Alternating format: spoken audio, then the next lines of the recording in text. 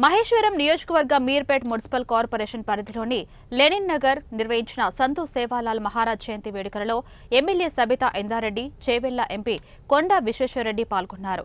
గిరిజనుల ఆరాధ్య దైవమైన సంత్ సేవాలాల్ మహారాజ్ సమాజ శ్రేయస్ కోసం ఆయన అనుసరించిన మార్గం భవిష్యత్తు తరాలకు ఆదర్శనీయమని వారు కొనియాడారు.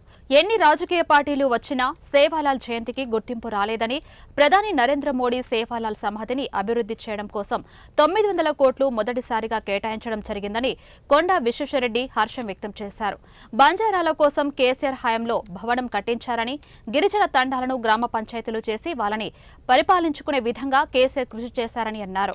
ఈ కార్యక్రమంలో వివిధ పార్టీలకు చెందిన నాయకులు జయంతి వేడుకల్లో పాల్గొన్నారు. రాజస్థాన్లో మొదలయ్యి భారతదేశంలో ప్రతి రాష్ట్రానికి వచ్చింది. మన తెలంగాణలో 30 లక్షల కంటే ఎక్కువ ఉన్నారు. అంటే రాజస్థాన్ కంటే ఎక్కువ బంజారాలు ఈరోజు మన తెలంగాణలో ఉన్నారు. తెలంగాణకు వచ్చి తెలంగాణ సమాజంలో కీలక పాత్ర అయింది. తెలంగాణ ఉద్యమంలో పాల్గొన్నారు. తెలంగాణ ఏమైనా అన్యాయం అవుతుంటే వాళ్ళు ముందుకు పోరాడిండ్రు. సేవాలాల్ జయంతి ఎన్నో పొలిటికల్ పార్టీస్ వచ్చినాయి, కానీ ఇన్ని రోజుల వరకు సేవాలాల్ జయంతికి గుర్తింపు రాలేదు. ప్రధానమంత్రి మోడీ గారు కూడా ఏదో ఓట్ బ్యాంక్ పాలిటిక్స్ కాదు, నిజమైన గుర్తింపు అంటే వారు వాసిమ్లా, మహారాష్ట్ర వాసిమ్లా మన పోరాగఢ్కు పోయి ఎక్కడైతే సేవాలాల్ మహారాజ్ సమాధి ఉందో ఆ ప్రాంతానికి 900 కోట్లు మొట్టమొదలు భారతదేశం ప్రభుత్వము, ఈ సమాజము సేవాలాల్ గారి త్యాగాలు గుర్తించి 900 కోట్లు ఇచ్చిండ్రు. ఎప్పుడు లేని విధంగా మీర్పేటలో మేము గొప్పగా చేసుకుంటున్నాం సేవాలాల్ మహారాజ్ జయంతి అంటే ఖచ్చితంగా థ్యాంక్స్ టు కేసీఆర్.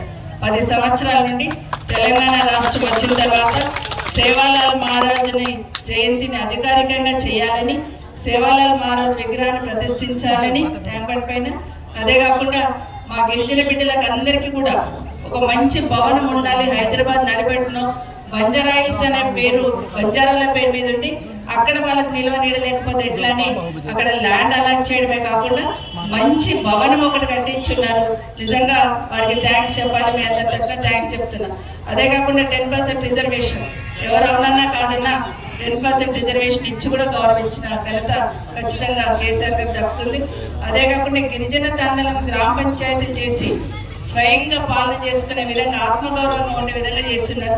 కాబట్టి నిజంగా వారికి ఆ విధంగా గుర్తించి ఈ గిరిజన బిడ్డలని ముందుకు తీసుకెళ్లే ప్రయత్నంలో భాగంగా చేసినందుకు కేసీఆర్ గారికి 10 సంవత్సరాలు చేసిన వారి సేవను గుర్తు చేసుకుంటూ వారికి థ్యాంక్స్ చెప్తాము. వారు అట్లా చెప్పారు కాబట్టి కింది స్థాయిలో కూడా సేవాలాల్ మహారాజ్ జయంతి బాగా చేయాలి, ఎక్కడ కావాలంటే అక్కడ ప్లేస్ తీసుకొని కట్టుకునే ప్రయత్నం చేద్దాం అన్నప్పుడు ఒక నా నియోజకవర్గంలోనే అల్మాస్గూడలో చేస్తారు, పడంపేటలో చేస్తారు, తర్వాత గుర్రంగూడలో చేస్తారు, మన ఎస్టీ సోదరులందరూ ఇక్కడ చేస్తారు, జిల్లగూడలో చేస్తారు, మహేశ్వరంలో చేస్తారు.